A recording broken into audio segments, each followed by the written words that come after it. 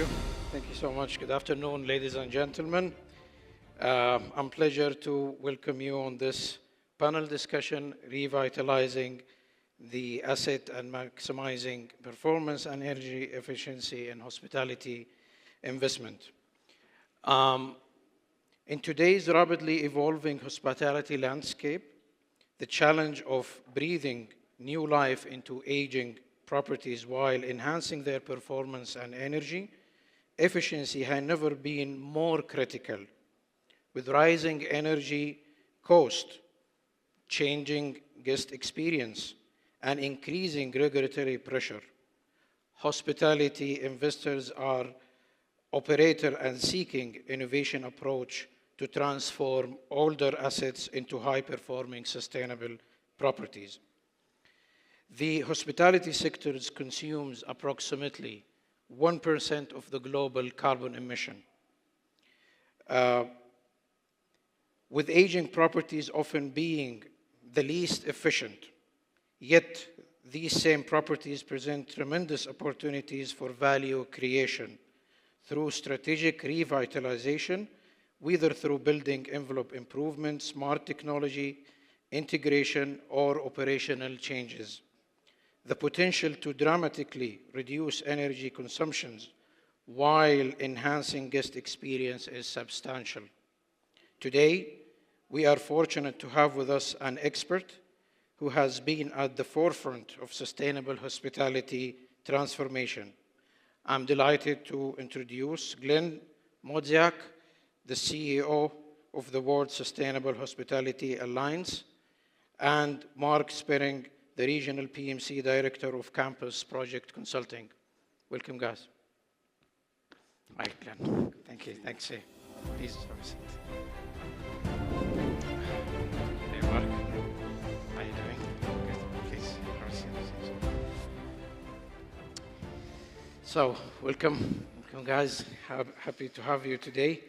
So, to begin our discussion, I would like just to ask you, both of you, Glenn and Mark, about why do you think revitalizing the aging hospitality asset with a focus on energy efficiency becomes so critical in today's market, generally speaking?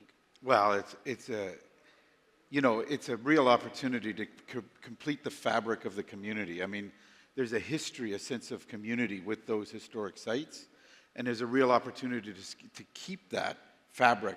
If you start removing some of that, you start to lose that sense of place. And obviously, from an operational standpoint, if you do the right things in the facility, you can actually save a lot of money in the long term by making an adaptive reuse decision. And because if we're thinking about carbon, for example, an embodied carbon, it's actually you'll be using less embodied carbon by keeping and retaining your existing infrastructure than starting all from fresh, because that structure already has its carbon in the facility. Yeah. So there's a real opportunity there from the savings of the carbon side, from an environmental perspective, and from a cultural and sense of place perspective, retaining that cultural aspect. If it has that cultural integrity for the community, there's a real opportunity. Totally agree. I think we're gonna touch base on the cultural thing now. As part of our discussion. So Mark, generally speaking, why do you think the revitalization it's becoming so critical these days?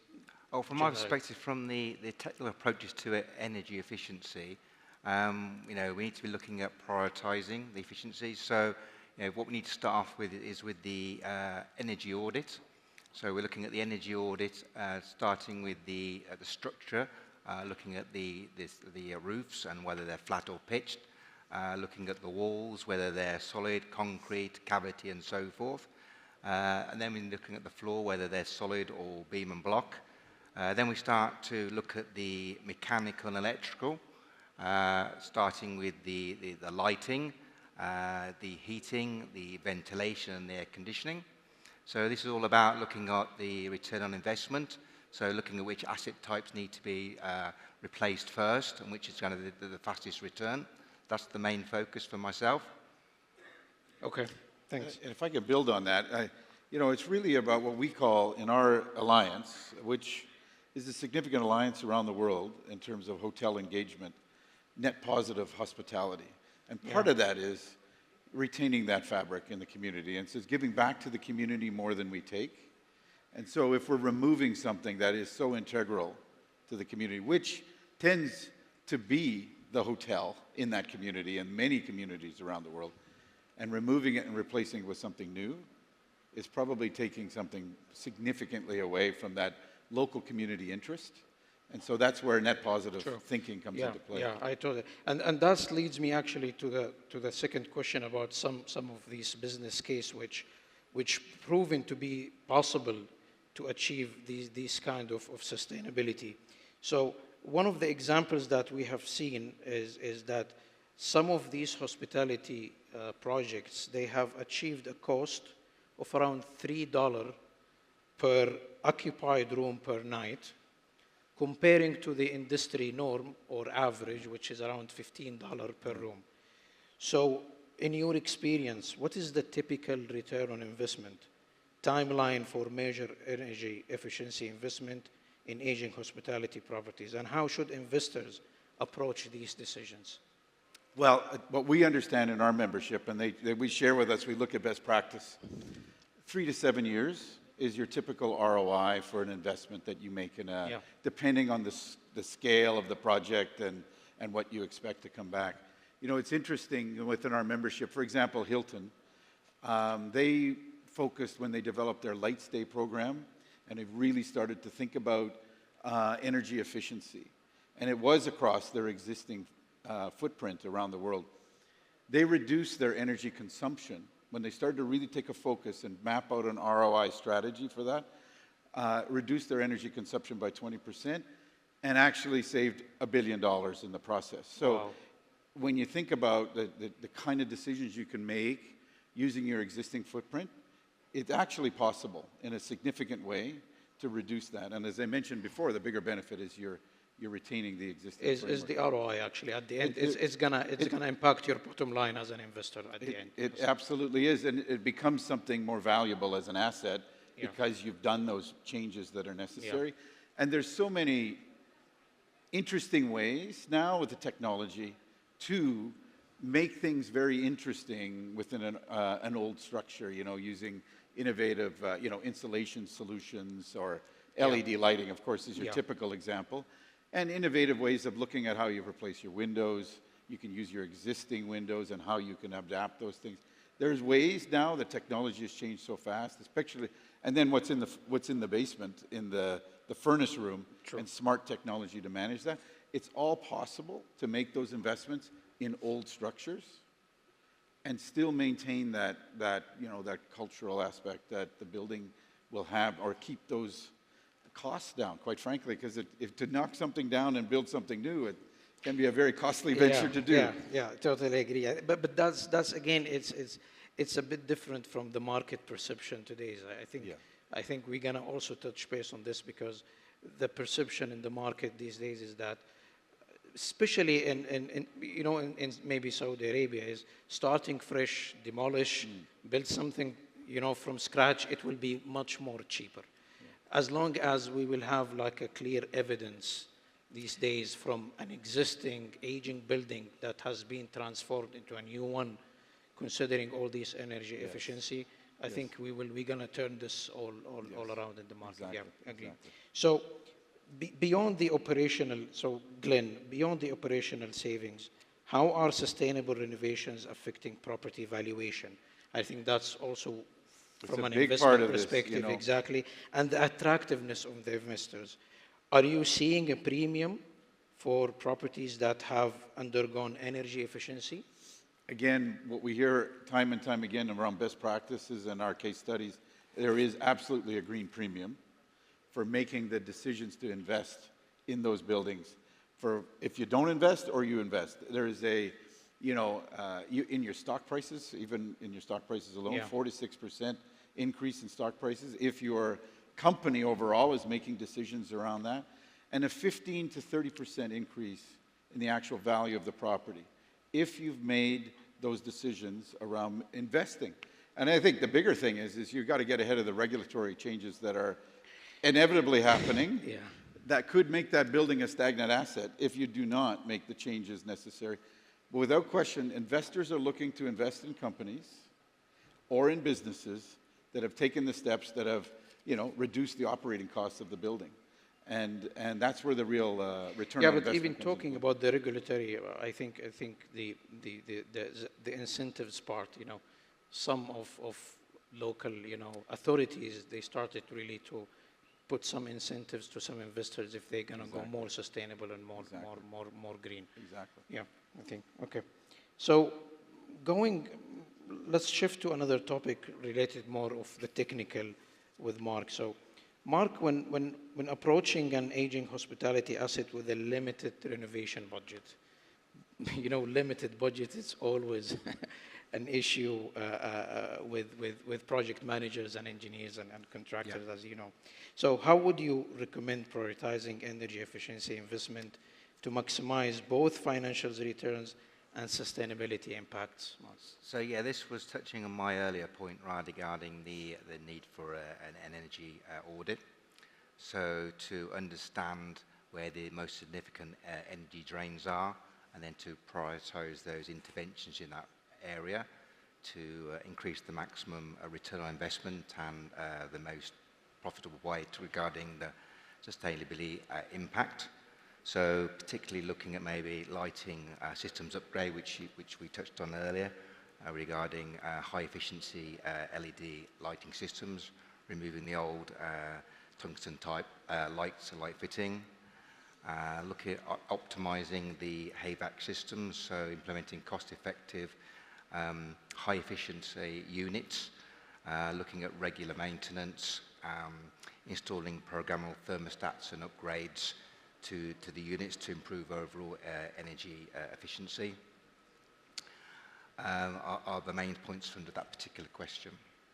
Yeah, thank you. So going back to the debate, so maybe I'll start also with Mark about the debate in the market or among the investors between demolishing an existing building or renovating a building from a sustainability perspectives. So what are the factors that you think we should look at to decide either we demolish a building and we start from scratch, or to start retrofitting and renovating? Yeah, I mean, certainly from an environmental impact assessment, retrofitting generally tends to be have less environmental impact compared to new builds, not least because of the requirement not to have new materials and waste. But it gets into a whole different ballgame when you start looking at brownfield sites, reclamation, contamination, and then looking at demolition, disposal, and carbon and the like. So it gets quite complicated, but that's generally, if you can find a building that's in a relatively good condition, it makes more sense environmentally, certainly, to do a refurbishment and remodeling. Of course, you need to look at the sort of financial analysis, conduct a thorough cost-benefit analysis, considering both the initial investment and the long-term operational savings. For many years in the UK, I led PFIPP, which is Private Finance Initiatives and Public-Private Partnerships, and there you're looking at a 25-year life cycle. The operator will come in and need to make that work, so it's not about the initial capital cost. You need to look at that 25-year cost, so saving money up front, maybe putting in cheap single glazed windows, whatever, might seem the good way option, but overall, in terms of energy cost, it doesn't make sense. So it's looking at that whole financial analysis and coming out with a series of recommendations, certainly if you're in it for the long term.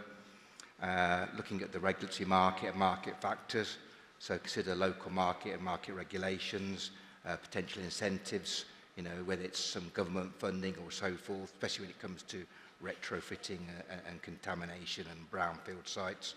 So looking at sort of sustainable practices and market demand, guests like to know that it's a sustainable building they're stopping in, so it's eco-friendly accommodation. It helps to make those sort of key decisions, really. Thank you. I think, Glenn, do you want to have some input on this debate between should we retrofit or yeah, I think, demolish the it? customer is looking for a story to be told. And many times, those historic buildings that we're taking down has a better story than what we're building to replace it. So I think it would be very interesting to really think about what we're taking down before we take it down, because it's just easier to do that. Yeah. So if it's got some, you know, like I say, community interest or some community engagement, it's been a pillar in the community, we have to think about those things in that decision-making process.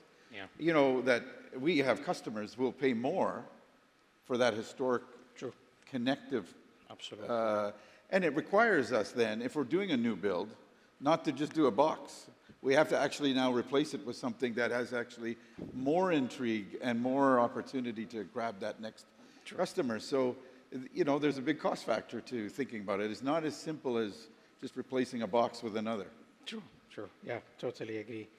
So, Mark, about, you know, the smart building technologies and evolving, it's really evolving, you know, rapidly, especially with the introduction of AI in building systems these days.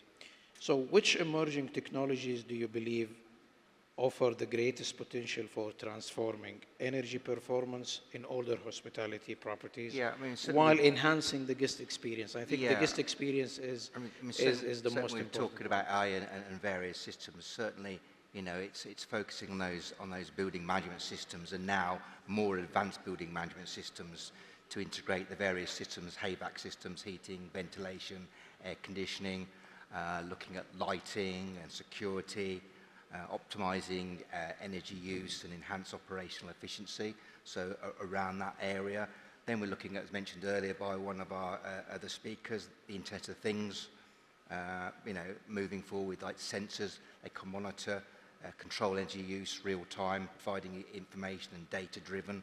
So, you know, those insights help to improve energy efficiency. Things such as smart thermostats, lighting controls. These technologies now allow for automated adjustments based on the actual occupancy and the usage patterns. And these obviously significantly reduce energy waste while enhancing guest comfort. Thank you, Mark. So back to the guest experience, Glenn, because I think you know, sustainability and green buildings, generally speaking, not only on hospitality, it's been perceived in the market as not something really luxury, you know? So, and there is a study, it says that almost 76% of travelers indicating a higher likelihood of booking hotels with green certification. So how can property effectively communicate their sustainability achievement to guests without compromising on the luxury experience? Well, again, I think, well, as you pointed out in the question, storytelling is king here. We're in the business of storytelling. And so that has to be really embedded in your culture. Yeah. Your teams need to know the story of the facility they're in, that they're working in, and be able to convey that to the customer. They want to hear that story about who was sleeping in room 405. Back in the day, it was very important, and it was a very important element.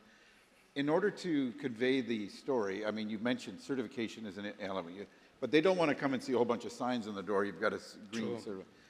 It has to be embedded in the culture. And if you don't have that embedded in the culture, it is not going to be conveyed to the customer, and therefore you're not going to get the return that you're expecting.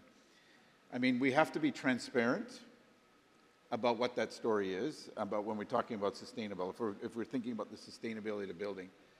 I think the other big thing is the stories that are conveyed helps that customer take that idea back to their own home and their own livelihood back into because they think maybe we can take that idea we saw in the facility and say, and that's what we see time and time again. When I go to a hotel, no matter where, I might see a certain thing that I see there that I take back. Sixth Senses, for example, they do repeated studies on the luxury travel market.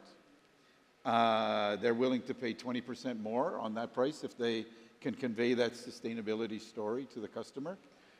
We know that from a business travel perspective, 75% of the business traveler needs to book into a hotel that has a sustainability message and a cornerstone. So we need to convey that message in our booking process. Even when you're booking a conference like this, it needs to be part of that storytelling of what you've done in the building to make it much more sustainable. So there's ways to convey the message without actually being right in front of you. It does need to be embedded into the culture. I mean, obviously you can have a lot of time with the customer in the room.